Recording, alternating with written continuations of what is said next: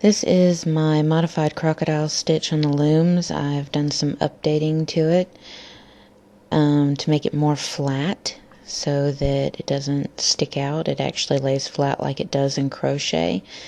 And what I have done is follow the example that they do in crochet where they stack the scales right on top of each other rather than overlapping them. So they're stacked right on top of each other. So what I've figured out is that however many rows it takes to do one side of your scale is how many rows you need to do in between your scale row. And I'm going to show you how to go about doing this, and that'll stack it right on top of one another and allow them to lay flat rather than stick out, which would make it look much more like a crocodile stitch rather than a scallop stitch where it sticks straight out. So we're going to work on showing you how to do this flat. Again, the examples of how to do the different types of scales still is consistent with my original, but this is just going to be different in that I'm just going to show you the round edge with 4 and how to do that. So go ahead, and you see that I am knitting 4 short rows.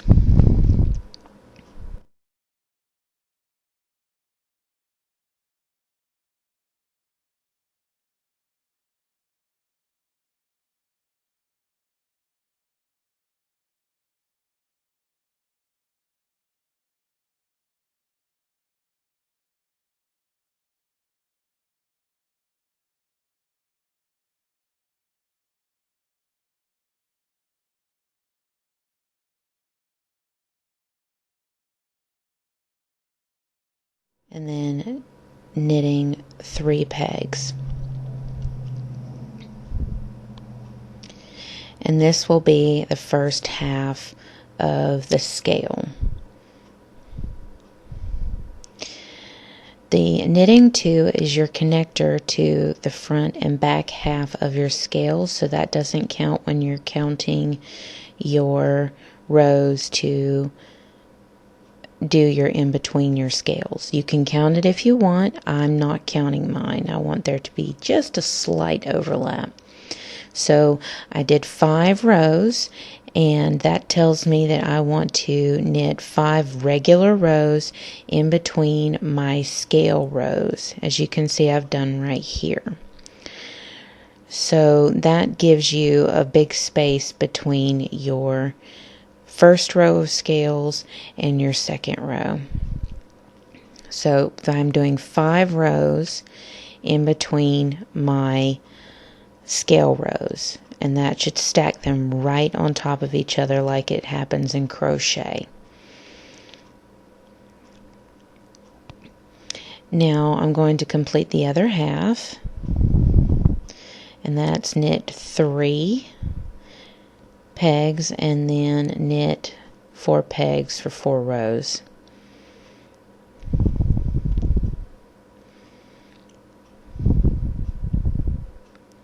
Again, you can refer back to my original video for the examples on how to do different scales. There's the rectangular one, the half circle one, which is what this one kind of is, and the triangular one. And you can refer back to that video for how to do those scales and how to stagger them. And hopefully you can see this. I hopefully can show you a little easier how to bring your original loops back to connect the scale together so that it doesn't have a big break in between. Better than I did on my original. So now that I've completed the scale, we're going to put our original loops back. And what you want to go is you want to go to your next peg, and you want to follow the line from that peg onto whatever the next loop would be. And that one is going to be our next loop, and you're wanting to follow that. And what you want to do is you want to put that back on the peg. And this is putting your original loop back. Now, this is not technically putting your original loop back. I'm actually putting the spacers between the original loops back because it actually makes it a lot easier to do that. But you still are basically putting your original loops back because you're closing it and it's going to be at the same spot. But that's how you're going to do it, and that'll make it a little easier to put the loops back on and not take so much time. But that's what that means. And if you're doing flat like I am right here, it's going to be trickier on the ends. If you're doing circular, it'll be a lot easier to do. And because I've modified this, I plan on going in and showing you how to do a cuff for a booty later on, like I had shown, but I had actually done it in crochet in the picture on my adult booties. Go ahead and toss that bottom loop over. I'll go back and I'll actually show you how to do that on the loom to do that crocodile stitch. Okay, this completes a scale. And you want to do this all the way around using the next 4 pegs and the next 4 pegs. And so you'll have, this is your one scale, and with the 12 pegs I'm doing, you'll have 3 more to do.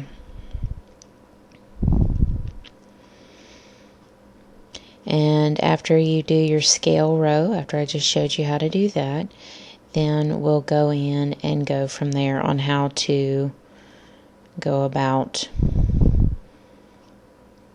separating the scales largely enough to where they lay flat rather than sticking straight out.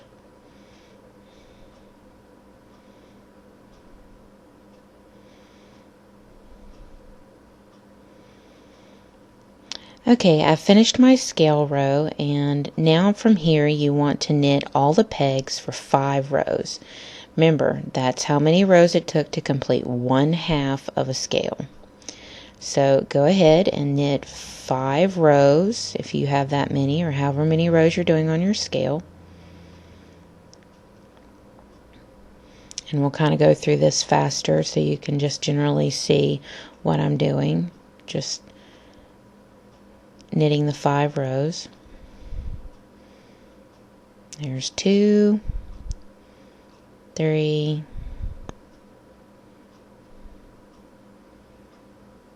4,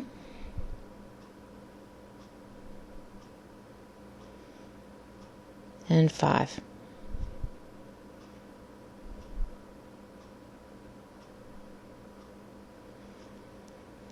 Okay, at this point I'll go over how to stagger real quick. The 4, when you do 4 pegs rather than 3 or 2, you want to go over 2 pegs. So you want to do half of however many pegs you do. So I have 4 pegs I've been using to create a scale. I'm going to go in half. Now, the first 2 pegs to stagger, if you're doing this flat, you can either choose to do however many rows and bring the original loop back on just 2 pegs, or you can skip them and just go, you can just knit them and then go to the next solid 4 pegs to stagger. But I'm choosing to go in and actually do however many rows I need and then bring the original loop back on as a short half scale.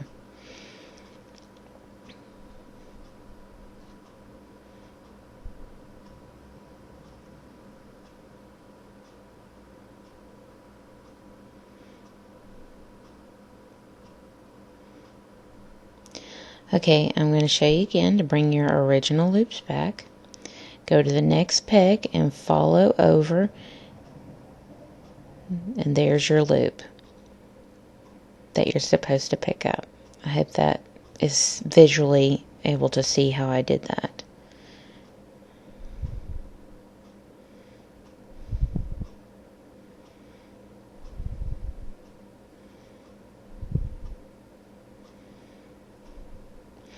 Okay, now that we've finished that stagger point, we're going to go and do the regular scale on the next 4 pegs. And this staggers our scales. Again, if you're doing this circularly and you just go ahead and you would just knit the first 2 and start on the next 4, and then by the time you reached around you would be connecting the 2 you just knitted to do the completed row. Okay, I'm going to show you again. Go to your next peg, follow that line, and you'll see I'm picking up that loop. So the next peg tells you what loop to pick up, and you follow that line, and then you follow that line from there. Follow that. See, you can take one, we need to go one forward, not one back. And as you can see, they're all lined up, and you should line up with the other side. Let's go ahead and toss the bottom loops over, and that's how you put your original loops back on. Hopefully I've been able to get that visually more clear. Okay, once you have the stagger and you want to finish this as an actual edge, go ahead and knit a single row across to finish up your edge to cast off. What you want to do is you want to do a single row. You don't want to do 5 rows. You don't want that much of a break.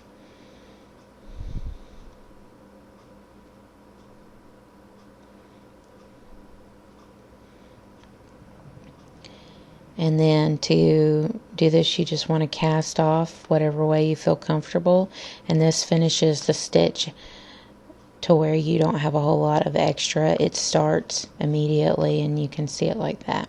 So that's how you go about doing the crocodile stitch on the looms and finishing it and stacking the scales on top of each other, and those are the modifications. So they'll probably help you on creating that appearance of the crocodile stitch without having to know anything about crochet.